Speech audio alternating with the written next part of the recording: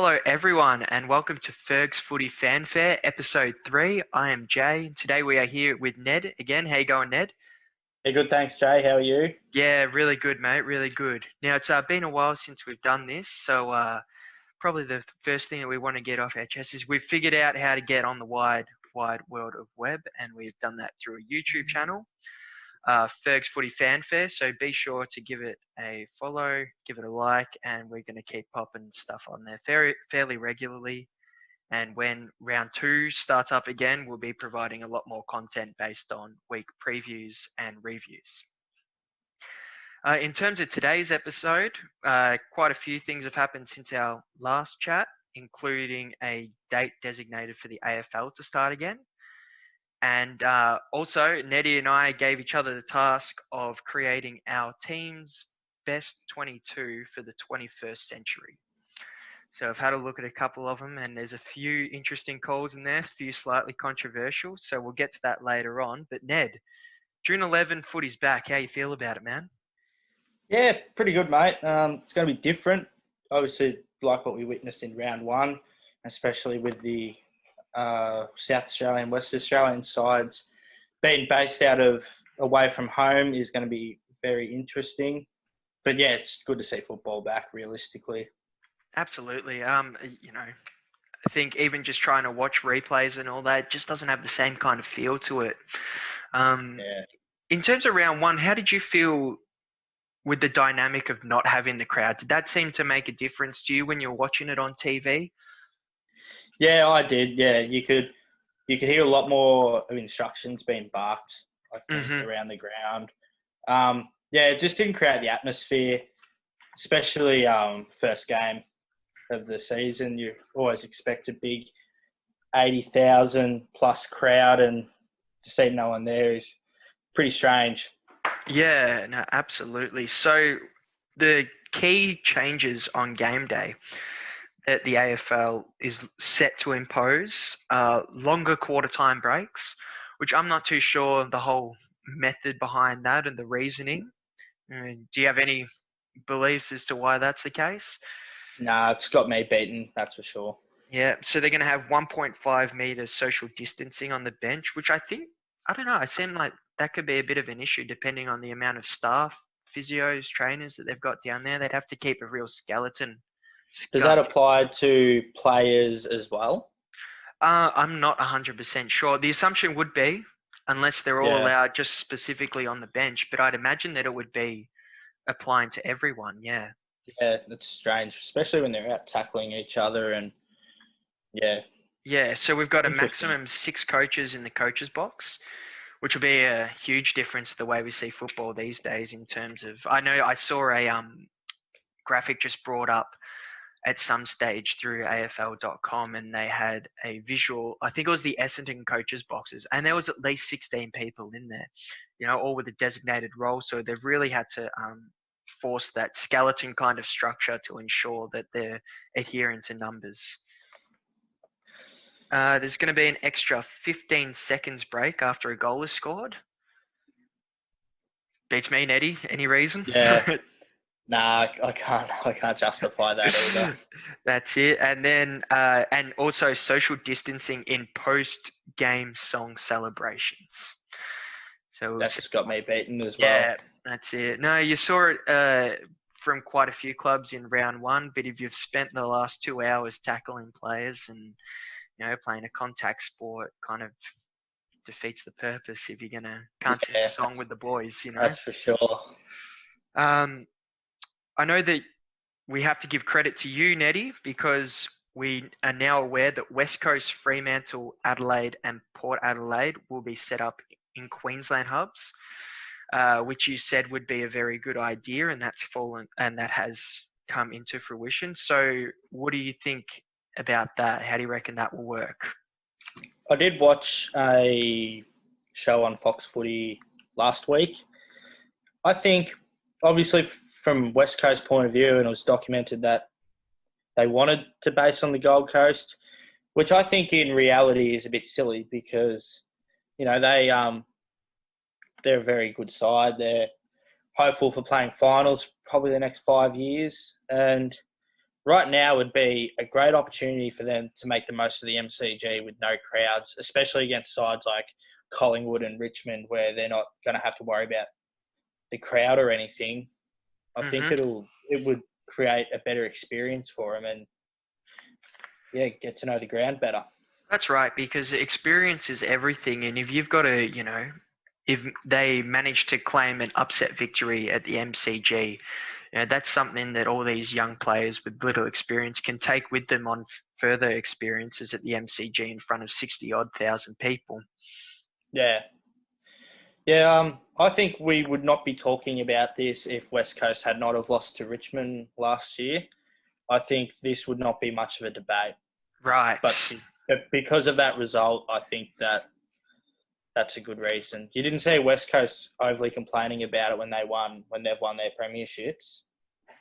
Yeah, I did see some very interesting tweets. From Tim Lane in particular that I sent from you, and regardless of where the AFL plays its finals or its grand finals, it always seems to be that the best team in the season wins. It's very rarely that doesn't occur. And I know the best team at the right time, yeah. Yes. Yeah, that's exactly right. I know that in the early 2000s, the MCG had a deal with the AFL where at least one final every week had to be played at the MCG. So that's where you saw teams in 2005 preliminary final. I know that St Kilda played Sydney, and that was, that should have been played in Sydney, but it wasn't. And 2004, yeah, Brisbane. So, that's when it's not as fair, and there's definitely a reason to be upset about that. But MCG's been played at the grand final. No matter who plays, you got to learn to play at the MCG. If you want to win the granny, that's how it works. Yeah. Yeah. Back to the Queensland hubs, the AFL has decided and reached an agreement with the players that the families can come over at any stage they'd like, and that would be at the AFL's expense, which I think is a very positive thing they've put in place to ensure that the players are happy and ensure the footy goes ahead. Yeah, creates a bit of they've sort of, met a happy medium, I think. Yeah, that's right. And I mean, if you've got such an asset, like Marvel Stadium that you're able to put a loan out against and get finances from, then your key initiative should be to try and get footy started however that occurs. And if that means that you need families going over to see players, which I think is a perfectly reasonable demand by the players, then that should be encouraged. Absolutely. I know personally I'm starting to get that feel for footy back because the Saints were out today at Moorabbin. Social media page looking for it. Man, I saw Jack Billings and he looked a lot skinnier than normal. And I know that you've been tagging in some photos of players that have been enjoying their ISO break. Yeah, Tex Walker and Nick Nat-Nui look like they've been hitting the pantry pretty hard. That's right. Yeah. So as far as we've heard, they've started back on non-contact training today, and then they will begin contact training on the 25th of May.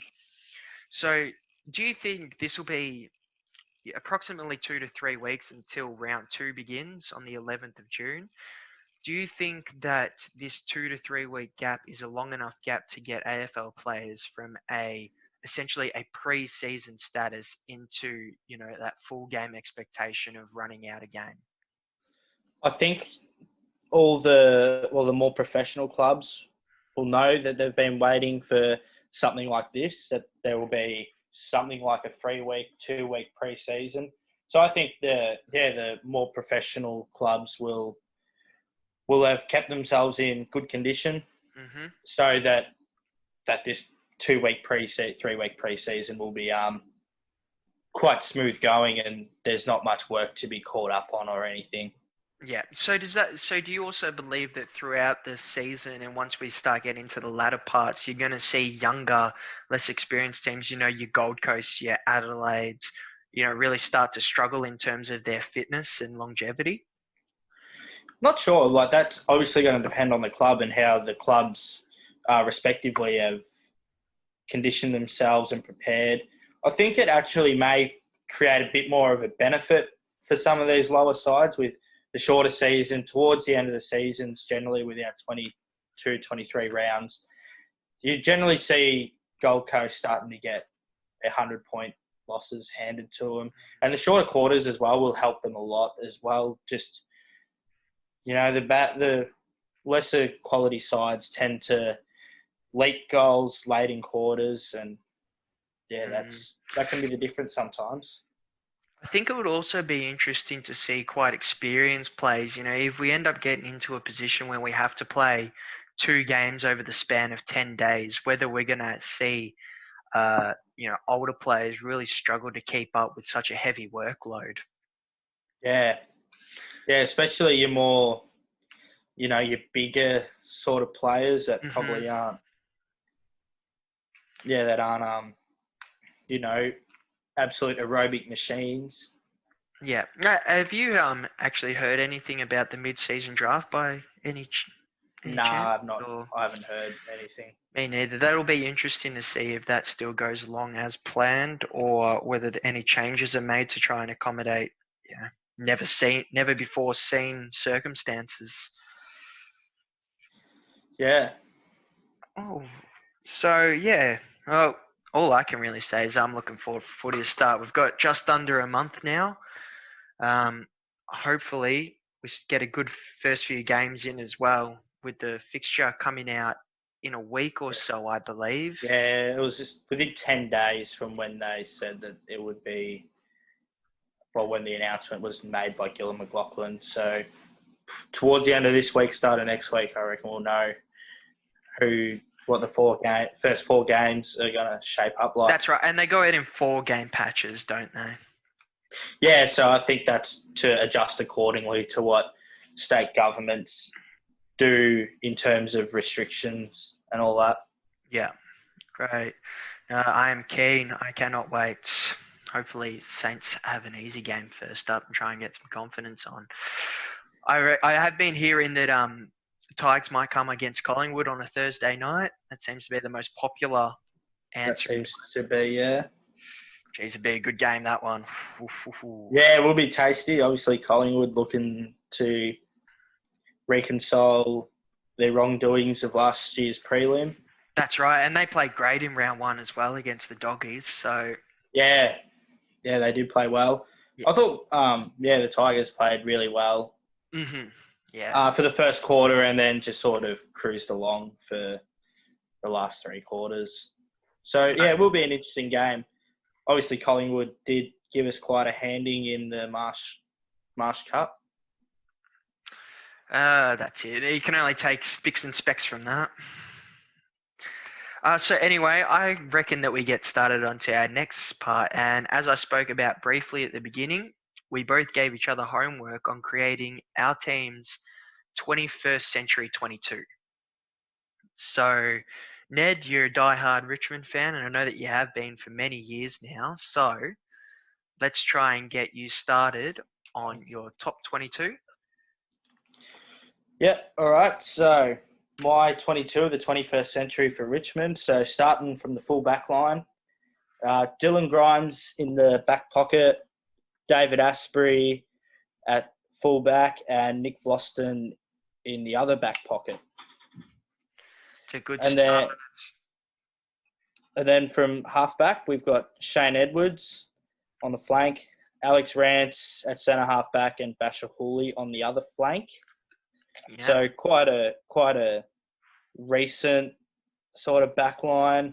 Pretty hard to come up against anyone like that, though. Like, you guys have been so defensively strong for a period of 3 years. And even though you guys were pressing for finals in the early 2010s, in terms of defensive structure, you guys have never looked as good as you do right now. So the centre line is when we start bringing in some old school heroes. So on the wing, we've got Mark Coughlin, Dion Prestia, the human meatball in the guts, and then Nathan Foley on the other wing. So then going to the half forward line, got Brett Deledio on a flank, and we got Jack Rewalt at centre half forward, and Kane Lambert on the other flank. Kane Lambert. Yeah, good running player, pretty versatile. You can sort of play him anywhere. Yeah. I reckon he's the kind of guy that never lets your team down. Yeah, you can rely on him running a lot. He usually kicks a goal or two at a pretty handy time, and I think with my forward line that it's going to probably lack a bit of pace. So I think having a good runner like Lambert will be quite handy. Yep. So full forward, got Nathan Brown in the pocket. Nice. Play the best 10 games I think any player's ever strung together. And if you ask him, he'll say the same thing. So full forward, Matty Richardson. Can't really go past that. And then I put Wayne Campbell in the other pocket, but I think you could easily put him somewhere else, like a wing. Mm-hmm. Yeah, or in the centre. I think probably in the 2000s wasn't when he was at his prime, but he was definitely a quite handy player. Yeah, I guess that is a factor of, a lot of these, great players. And I think I've got a couple from St Kilda is that they're not necessarily bound to one position. And you see it these days, with no better example than Dustin Martin, his ability to, be in the midfield, be an absolute bull and then go forward and change the game off his own boot. It's almost an invaluable trait for someone to have. Yeah, so my followers, I've got Brad Ottens in the ruck. And then the two Brownlow medalists, Cochin and Martin, following off Ottens. And then to my interchange, Joel Bowden, Chris Newman, who I've actually labelled as my captain. Nice. And Benny Cousins. Oh, wow. Okay. Yeah. I did like seeing Ben Cousins in the yellow and black. He actually did, in his time at Richmond, I think played about 30 games. He did average 24 disposals. So, yeah, I saw some other than that debut where he obviously did his hamstring. Yeah. And ended up on ice that night. I meant the warming up kind of ice. Yeah. I'm pretty sure his first game back from that injury, he ended up polling 3 votes in the Brownlow or something like that. So he definitely wasn't out of it by that stage. And then to top off my interchange, I've got my boy Tommy Lynch. T. Lynch. Big fan of him. He'd have to be your favourite player now, wouldn't he? Yeah, Tommy Lynch or Jason Castagna. I wasn't a big fan of Castagna, but I just think he's extremely dangerous.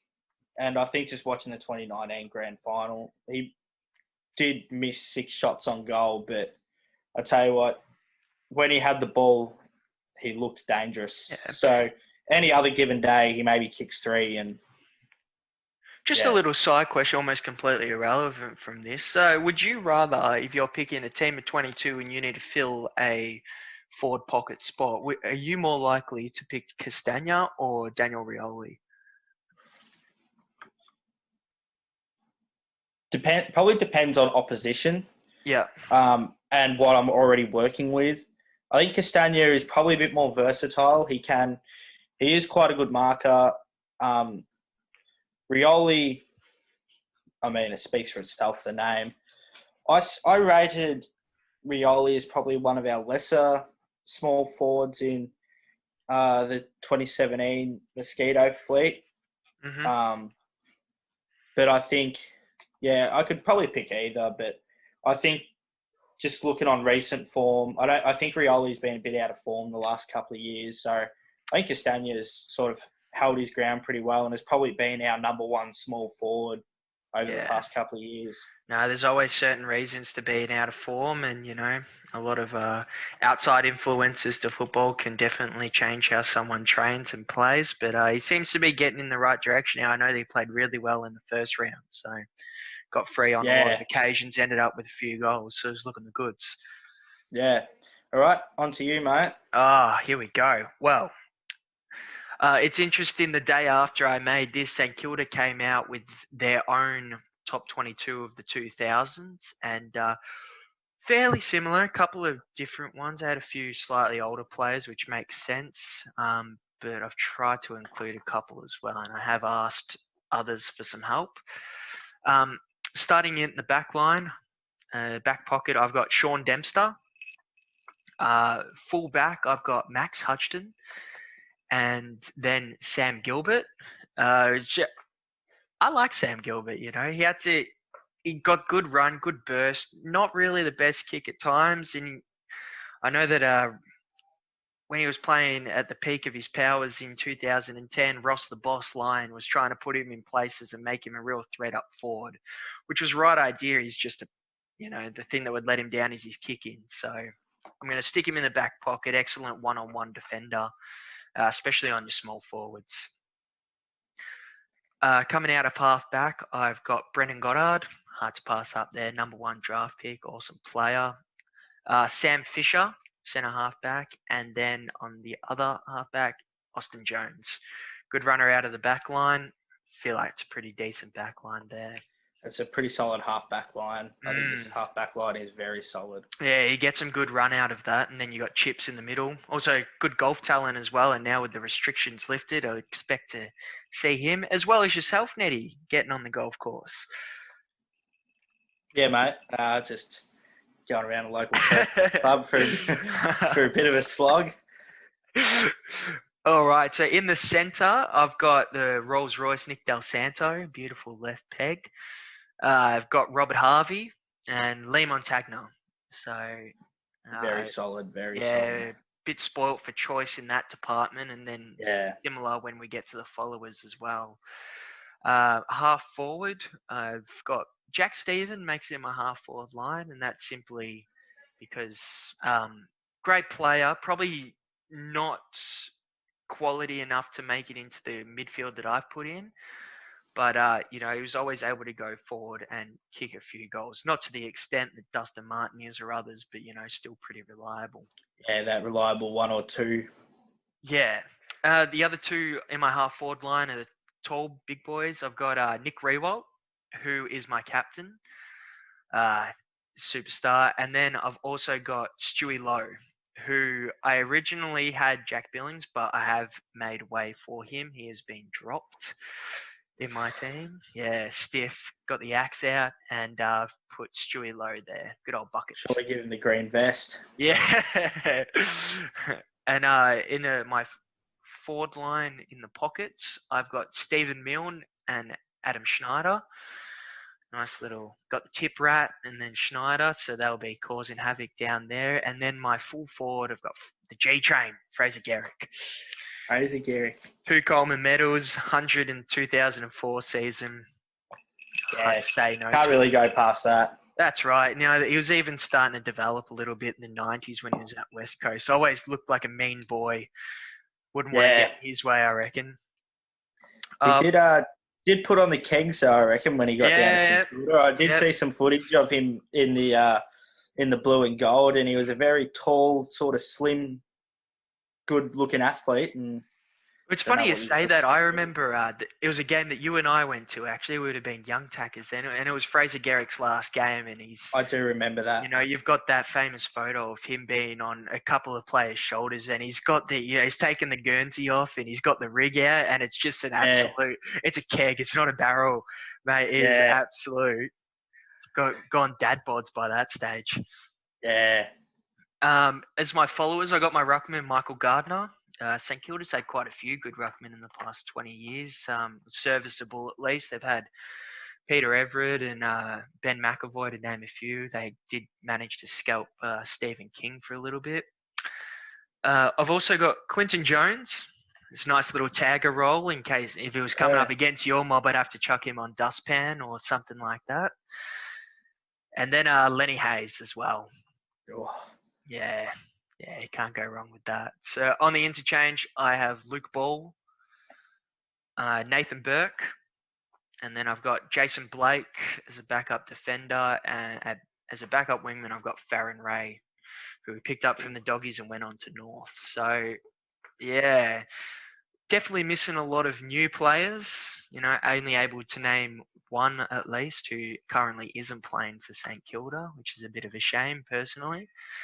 But doing this, it was good to see how focus of mine was 10 years ago and, the majority of yours is now. It just goes to see how much a team can develop given the right list. Well, that's great. You got anything else to add before next episode? No, not really. Pretty solid outfit you got there in your 22. It would be interesting to see those two teams go head to head. I would love to see that. Yeah.